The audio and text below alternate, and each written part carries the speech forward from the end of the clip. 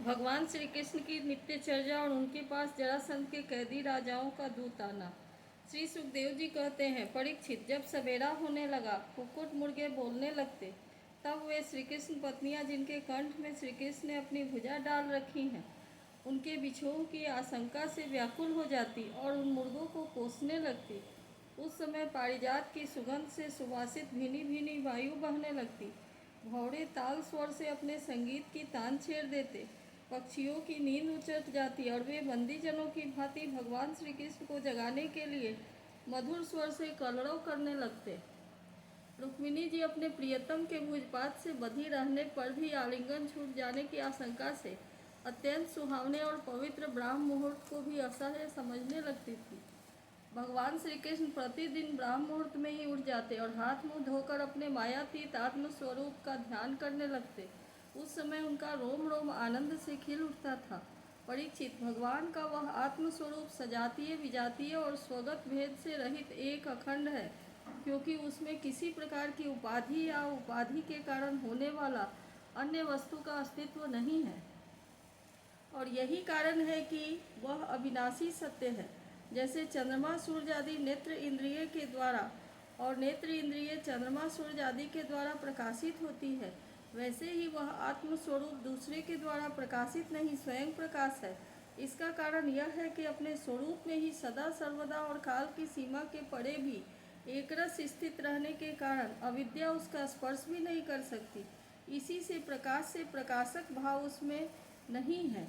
जगत की उत्पत्ति, स्थिति और नाश की कारणभूता ब्रह्म शक्ति, विष्णु शक्ति और रुद्र शक्तियों के द्वारा केवल इस बात का अनुमान हो सकता है कि वह स्वरूप एकरस सत्ता रूप और आनंद स्वरूप है। उसी को समझाने के लिए ब्रह्म नाम से कहा जाता है। भगवान श्री कृष्ण अपने उसी आत्म स्वरूप का प्रतिदिन ध्यान करते। इसके बाद वे विधि पूर्वक निर्मल और पवित्र जल में स्नान करते और शुद्ध धोती पहनकर दुपट्टा ओढ़कर यथाविधि नित्य कर्म संध्या वंदन आदि करते। इसके बाद हवन करते और मौन होकर गायत्री का जप करते। क्यों न हो, वे सत्पुरुषों के पात्र आदर्श जो है। उसके बाद सूर्योदय होने के समय सूर्योपस्थान करते और अपने कला स्वरूप देवता, ऋषि तथा पितरों का तर्पण करते। फिर कुल के बड़े बूढ़ों और ब्राह्मणों की विधि पूर्वक पूजा करते। उसके बाद परम मनस्वी श्री कृष्ण दुधारू पहले पहल ब्याई हुई बछड़ों वाली सीधी साध गौओं का दान करते। उस समय उन्हें सुंदर वर्ष और मोतियों की माला पहना दी जाती। सींग में सोना और खुरों में चांदी मढ़ दी जाती। वे ब्राह्मणों को वस्त्राभूषणों से सुसज्जित करके रेशमी वस्त्र, मृग चर्म और तिल के साथ प्रतिदिन 13,084 गौएं इस प्रकार दान करते। तदनंतर अपनी विभूति स्वरूप गौ, ब्राह्मण, देवता कुल के बड़े बूढ़े, गुरुजन और समस्त प्राणियों को प्रणाम करके मांगलिक वस्तुओं का स्पर्श करते। परीक्षित, यद्यपि भगवान के शरीर का सहज सौंदर्य ही मनुष्य लोक का अलंकार है, फिर भी वे अपने पीताम्बर आदि दिव्य वस्त्र, कौस्तुभ आदि आभूषण, पुष्पों के हार और चंदन आदि दिव्य अंगराज से अपने को आभूषित करते। इसके बाद वे घी और दर्पण में अपना मुखारविंद देखते। गाय, बैल, ब्राह्मण और देव प्रतिमाओं का दर्शन करते। फिर पूर्ववासी और अंतरपुर में रहने वाले चारों वर्णों के लोगों की अभिलाषाएं पूर्ण करते और फिर अपनी अन्य ग्रामवासी प्रजा की कामना पूर्ति करके उसे संतुष्ट करते और इन सबको प्रसन्न देखकर स्वयं भी बहुत आनंदित होते। वे पुष्प, माला, तांबूल, चंदन और अंगराज आदि वस्तुओं पहले ब्राह्मण, स्वजन संबंधी, मंत्री और रानियों को बांट देते और उनसे बची हुई स्वयं अपने काम में लाते। भगवान यह सब करते होते तब तक दारुक नाम का सारथी सुग्रीव आदि घोड़ों से जुता हुआ अत्यंत अद्भुत रथ ले आता और प्रणाम करके भगवान के सामने खड़ा हो जाता। इसके बाद भगवान श्री कृष्ण सात्विकी और उद्धव जी के साथ अपने हाथ से सारथी का हाथ पकड़कर रथ पर सवार होते, ठीक वैसे ही जैसे भुवन भास्कर भगवान सूर्य उदयाचल पर आरूढ़ होते हैं। उस समय रनिवास की स्त्रियां लज्जा एवं प्रेम से भरी चितवन से उन्हें निहारने लगती और बड़े कष्ट से उन्हें विदा करती। भगवान मुस्कुराकर उनके चित्त को चुराते हुए महल से निकलते। परीक्षित, तदनंतर भगवान श्री कृष्ण समस्त यदुवंशियों के साथ सुधर्मा नाम की सभा में प्रवेश करते। उस सभा में ऐसी महिमा है, जो लोग उस सभा में जा बैठते हैं उन्हें भूख, प्यास, शोक, मोह और जरा मृत्यु, यह 6 उर्मियाँ नहीं सताती। इस प्रकार भगवान श्री कृष्ण सब रानियों से अलग अलग विदा होकर एक ही रूप में सुधर्मा सभा में प्रवेश करते और वहां जाकर श्रेष्ठ सिंहासन पर विराज जाते। उनकी अंग कांति से दिशाएं प्रकाशित हो जाती थी। उस समय जदुवंशी वीरों के बीच में जदुवंश शिरोमणि भगवान श्री कृष्ण की ऐसी शोभा होती जैसे आकाश में तारों से घिरे हुए चंद्रदेव शोभायमान होते हैं। परीक्षित, सभा में विदूषक लोग विभिन्न प्रकार के हास्य विनोद से, नटाचार, अभिनय से और नर्तकियां कलापूर्ण नृत्यों से अलग अलग अपनी टोलियों के साथ भगवान की सेवा करती। उस समय मृदंग, वीणा, पखावज, बांसुरी, झांझ और शंख बजने लगते और सूत, मागध तथा बंदीजन नाचते गाते और भगवान की स्तुति करते। कोई कोई व्याख्या कुशल ब्राह्मण वहां बैठकर वेद मंत्रों की व्याख्या करते और कोई पूर्वकालीन पवित्र कीर्ति नरपतियों के चरित्र कह कह कर सुनाते। एक दिन की बात है, द्वारिकापुरी में राजसभा के द्वार पर एक नया मनुष्य आया। द्वारपालों ने भगवान को उसके आने की सूचना देकर उसे सभा भवन में उपस्थित किया। उस मनुष्य ने परमेश्वर भगवान श्री कृष्ण को हाथ जोड़कर नमस्कार किया और उन राजाओं का जिन्होंने जरासंध के दिग्विजय के समय उसके सामने सिर नहीं झुकाया था और बलपूर्वक कैद कर लिए गए थे, जिनकी संख्या 20,000 थी, जरासंध के बंदी बनने का दुख श्री कृष्ण के सामने निवेदन किया। सच्चिदानंद स्वरूप श्री कृष्ण, आप मन वाणी के अगोचर हैं। जो आपकी शरण में आता है उनके सारे भय आप नष्ट कर देते हैं। प्रभु, हमारी भेद बुद्धि मिटी नहीं है। हम जन्म मृत्यु रूप संसार के चक्कर से भयभीत होकर आपके शरण में आए हैं। भगवान, अधिकांश जीव ऐसे सकाम और निषिद्ध कर्मों में फंसे हुए हैं कि आपके बतलाए हुए अपने परम कल्याणकारी कर्म आपकी उपासना के विमुख हो गए हैं और अपने जीवन एवं जीवन संबंधी आशा अभिलाषाओं के भ्रम में भटक रहे हैं। परंतु आप बड़े बलवान हैं। आप काल रूप से सदा सर्वदा सावधान रहकर उसकी आशालता का तुरंत समूल उच्छेद कर डालते हैं। हम आपके उस काल रूप को नमस्कार करते हैं। आप स्वयं जगदीश्वर हैं और आपने जगत में अपने ज्ञान, बल आदि कलाओं के साथ इसलिए अवतार ग्रहण किया है कि संतों की रक्षा करे और दुष्टों को दंड दे। ऐसी अवस्था में प्रभु, जरासंध आदि कोई दूसरे राजा आपकी इच्छा और आज्ञा के विपरीत हमें कैसे कष्ट दे रहे हैं, यह बात हमारी समझ में नहीं आती। यदि यह कहा जाए कि जरासंध हमें कष्ट नहीं देता, उसके रूप में उसे निमित्त बनाकर हमारे अशुभ कर्म ही हमें दुख पहुंचा रहे हैं, तो यह भी ठीक नहीं, क्योंकि जब हम लोग आपके अपने हैं तब हमारे दुष्कर्म हमें फल देने में कैसे समर्थ हो सकते हैं। इसलिए आप कृपा करके अवश्य ही हमें इस क्लेश से मुक्त कीजिए। प्रभु, हम जानते हैं कि राजा पने का सुख प्रारब्ध के अधीन और विषय साध्य है और सच कहे तो स्वप्न सुख के समान अत्यंत तुच्छ और असत्य है। साथ ही उस सुख को भोगने वाला यह शरीर भी एक प्रकार से मुर्दा ही है और इसके पीछे सदा सर्वदा सैकड़ों प्रकार के भय लगे रहते हैं। परंतु हम तो इसी के द्वारा जगत के अनेकों भार ढो रहे हैं और यही कारण है कि हमने अंतःकरण के निष्काम भाव को निसंकल्प स्थिति से प्राप्त होने वाले आत्म सुख का परित्याग कर दिया है। सचमुच हम अत्यंत अज्ञानी हैं और आपकी माया के फंदे में फंसकर क्लेश पर क्लेश भोगते जा रहे हैं। भगवान, आपके चरण कमल शरणागत पुरुषों के समस्त शोक और मोह को नष्ट कर देने वाले हैं। इसलिए आप ही जरासंध रूप कर्मों के बंधन से हमें छुड़ाइए।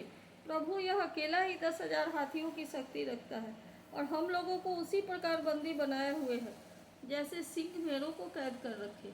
चक्रपाणे, आपने 18 बार जरासंध से युद्ध किया और 17 बार उसका मान मर्दन करके उसे छोड़ दिया, परंतु एक बार उसने आपको जीत लिया। हम जानते हैं कि आपकी शक्ति, आपका बल पौरुष अनंत है, फिर भी मनुष्यों का सा आचरण करते हुए आपने हारने का अभिनय किया, परंतु इसी से उसका घमंड बढ़ गया है। हे अजित, अब यह जानकर हम लोगों को और भी सताता है कि हम आपके भक्त हैं, प्रजा हैं। अब आपकी जैसी इच्छा हो वैसा कीजिए। दूत ने कहा, भगवान, जरासंध के बंदी नरपतियों ने इस प्रकार आपसे प्रार्थना की है और वे आपके चरण कमलों की शरण में हैं और आपका दर्शन चाहते हैं। आप कृपा करके उन दीनों का कल्याण कीजिए। श्री सुखदेव जी कहते हैं, परीक्षित, राजाओं का दूत इस प्रकार कह ही रहा था कि परम तेजस्वी देवर्षि नारद वहां पहुंचे। उनकी सुनहरी जटाएं चमक रही थी। उन्हें देखकर ऐसा मालूम हो रहा था मानो साक्षात भगवान सूर्य ही उदय हो रहे हों। ब्रह्मा आदि समस्त लोकपाल के एकमात्र स्वामी भगवान श्री कृष्ण उन्हें देखते ही सभासदों और सेवकों के साथ हर्षित होकर उठ खड़े हुए और सिर झुकाकर उनकी वंदना करने लगे।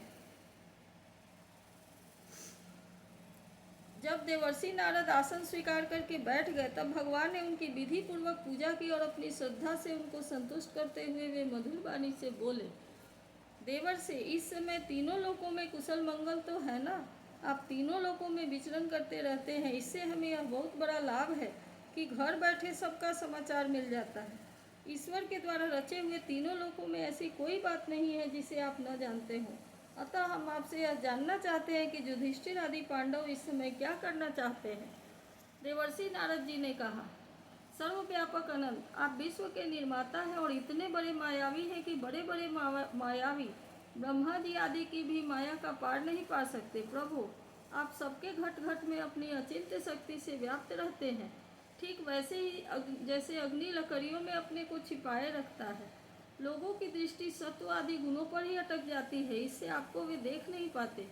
मैंने एक बार नहीं अनेकों बार आपकी माया देखी है। इसलिए आप जो यूं अनजान बनकर पांडवों का समाचार पूछते हैं तो मुझे कोई कौतूहल नहीं हो रहा है। भगवान, आप अपनी माया से ही इस जगत की रचना और संहार करते हैं और आपकी माया के कारण ही यह असत्य होने पर भी सत्य के समान प्रतीत होता है। आप कब क्या करना चाहते हैं यह बात भली भांति कौन समझ सकता है। आपका स्वरूप सर्वथा अचिंतनीय है। मैं तो केवल बार बार आपको नमस्कार करता हूँ। शरीर और इससे संबंध रखने वाली वासनाओं में फंसकर जीव जन्म मृत्यु के चक्कर में भटकता रहता है और यह नहीं जानता कि मैं इस शरीर से कैसे मुक्त हो सकता हूँ। वास्तव में उसी के हित के लिए आप नाना प्रकार के लीला अवतार ग्रहण करके अपने पवित्र जस का दीपक जला देते हैं, जिसके सहारे वह इस अनर्थकारी शरीर से मुक्त हो जाता है। इसलिए मैं आपकी शरण में हूँ। प्रभु, आप स्वयं परम ब्रह्म हैं, तथापि मनुष्यों की सी लीला का नाट्य करते हुए मुझसे पूछ रहे हैं। इसलिए आपके फुफेरे भाई और प्रेमी भक्त राजा युधिष्ठिर क्या करना चाहते हैं यह बात मैं आपको सुनाता हूँ। इसमें संदेह नहीं कि ब्रह्मलोक में किसी को जो भोग प्राप्त हो सकता है वह राजा युधिष्ठिर को यही प्राप्त है। उन्हें किसी वस्तु की कामना नहीं है, फिर भी वे श्रेष्ठ यज्ञ राजसूय के द्वारा आपकी प्राप्ति के लिए आपकी आराधना करना चाहते हैं। आप कृपा करके उनकी इस अभिलाषा का अनुमोदन कीजिए। भगवान, उस श्रेष्ठ यज्ञ में आपका दर्शन करने के लिए बड़े बड़े देवता और यशस्वी नरपति गण एकत्र होंगे। प्रभु, आप स्वयं विज्ञानानंद घन परम ब्रह्म है। आपके श्रवण कीर्तन और ध्यान करने मात्र से अन्यत्र भी पवित्र हो जाते हैं। फिर भी जो आपका दर्शन और स्पर्श प्राप्त करते हैं उनके संबंध में तो कहना ही क्या है। त्रिभुवन मंगल, आपकी निर्मल कीर्ति समस्त दिशाओं में छा रही है तथा स्वर्ग, पृथ्वी और पाताल में व्याप्त हो रही है। ठीक वैसे ही जैसी आपकी चरणामृत धारा स्वर्ग में मंदाकिनी, पाताल में भोगवती और मृतलोक में गंगा के सामने से प्रवाहित होकर सारे विश्व को पवित्र कर रही है। श्री सुखदेव जी कहते हैं, परीक्षित, सभा में जितने यदुवंशी बैठे थे वे सब इस बात के लिए अत्यंत उत्सुक हो रहे थे कि पहले जरासंध पर चढ़ाई करके उसे जीत लिया जाए। अतः उन्हें नारद जी की बात पसंद न आई। तब ब्रह्मा आदि के शासक भगवान श्री कृष्ण ने तनिक मुस्कुराकर बड़ी मीठी वाणी में उद्धव जी से कहा। भगवान श्री कृष्ण ने कहा, उद्धव, तुम मेरे हितैषी सुहृद हो, शुभ सम्मति देने वाले और कार्य के तत्व को भली भांति समझने वाले हो, इसलिए हम तुम्हें अपना उत्तम नेत्र मानते हैं। अब तुम ही बताओ कि इस विषय में हमें क्या करना चाहिए। तुम्हारी बात पर हमारी श्रद्धा है, इसलिए हम तुम्हारी सलाह के अनुसार ही काम करेंगे। जब उद्धव जी ने देखा कि भगवान श्री कृष्ण सर्वज्ञ होने पर भी अनजान की तरह सलाह पूछ रहे हैं, तब वे उनकी आज्ञा शिरोधार्य करके बोले। इति श्रीमद्भागवते महापुराणे पारमहंस्या संहितायां दशम स्कंधे उत्तरार्धे भगवानाद्य विचारे सप्ततितमोऽध्यायः।